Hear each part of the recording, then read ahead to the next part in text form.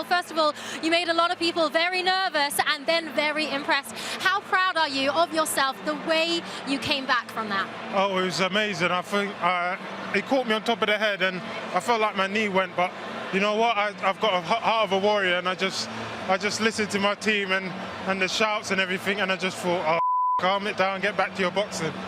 So what exactly happened in terms of the leg? Was it continuing to hurt through the second and third You know round? what? I didn't feel it. It's just when the shot must have just, I don't know. It happens, doesn't it? So it's crazy. Apologies about the language there. In terms of the confidence that you have from coming back from that and what you had to put yourself mentally, what were you telling yourself? I was just saying, get back to your boxing and calm it all down. I was looking for these shots that weren't there, and then I thought, I listened to Shane and he told me box, and I had to move and had to recover, and then I came back out. Shane, what advice were you giving him in the corner exactly? You saw obviously the damage, the way he was hurt in round one. You can see on his leg, it's really swollen. When we were up there for photos, I think he's done one of his ligaments in his knee. You could see there was no strength there. When he was trying to punch in the first round and coming back with shots, his knee was buckling. So we're gonna have to obviously go and get a scan there, but it's sink or swim in these situations, you know, and he swam tonight. He got back to his boxing, and I said, all you got to do is you got to try and walk him onto shots. When he was overextending, you could see he had no strength in the back leg because he's obviously twisted it when he's gone down. So let him walk onto short right hand, dropped him, and he finished him in that fashion, you know. Heart in the mouth stuff for me, and I'm sure Frank, but, you know, we got there in the end. He got a great knockout. You did get a great knockout. Talk me through that knockout, because you knew you had to finish him early, didn't you? Yeah, I just saw that I was landing shots and it was hurting him, so I thought, I just got to pick it. And then I thought, yeah, I saw the opening and I went for it, and then the rest happened. The rest was history. I'm glad I got the stoppage. Well, you've shown a lot of character, a lot of heart and strength, and so now we get to look forward. You are the mandatory in terms of the WBA Super for Usyk's WBA Super belt. There are other options as well. Shane, let me ask you, what do you think you're going to be pushing him for next? I think right now we got to go and get him a scan. You know, obviously we've mentioned the likes of Dylan White, you know, these British fighters. You know, Dan needs a big name like that.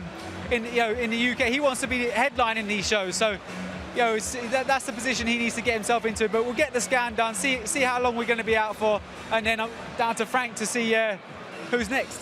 Any ideas at this stage how much damage you think there is? And normally a ligament takes quite a bit of time. So yeah, we've got some good physios. We'll go see the extent of the damage. And lastly, you did handpick this opponent partly because he had some similar attributes to Alexander Usyk, of which Daniel is potentially in line to fight potentially down the line. Did those attributes, Daniel, give you any trouble at all in terms of his movement, his head ducking, fighting someone smaller? You know what? I felt a bit rusty, you know? I just felt like I wasn't even there, to be honest, in the first round, but that soon woke me up, and I thought, yeah. And the southpaw and all that is at least his head ain't southpaw, so I was able to land my shots. So that was great.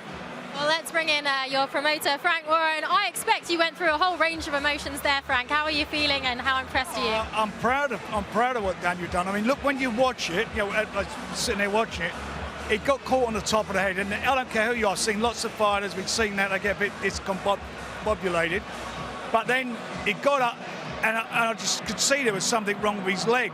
And you could see he couldn't put any pressure on his leg, so he couldn't get his shots off. But he got himself back into it. I mean, Shane done a fantastic job in the corner, keeping him going. And at the end, his power see him through. That in some ways is really good for him. That shows you he's got heart. It shows you that, you know, he didn't give up. And, you know, I take my hat off to him. And that fella's a good fighter. He's no mug at all. You know, he fancied the job. He made it very clear, you know, all this week he was up for it. And he caught him with, as I say, caught him with a good shot. But at the end of the day, he's done the business. Now we've got to find out what the position is with his leg. His leg's okay, touch wood. Then we get him out early next year. But once we know where we are, then we can look forward to the next plan. But I'll say tonight, absolutely proud of him, what he did. Plenty of heart. Well, Daniel, you've made a lot of people very proud here, and I hear Tyson Fury backstage may have been watching on the screen as well, inspiring him too. Just your thoughts overall of the experience this week and tonight being the co-main. It's great. I've never boxed in front of a stadium as many people as are in there, but I'm really proud to do it, and hopefully there'll be many more to come. We hope so too. We're glad to see you all smiling here. Back to you, Paul.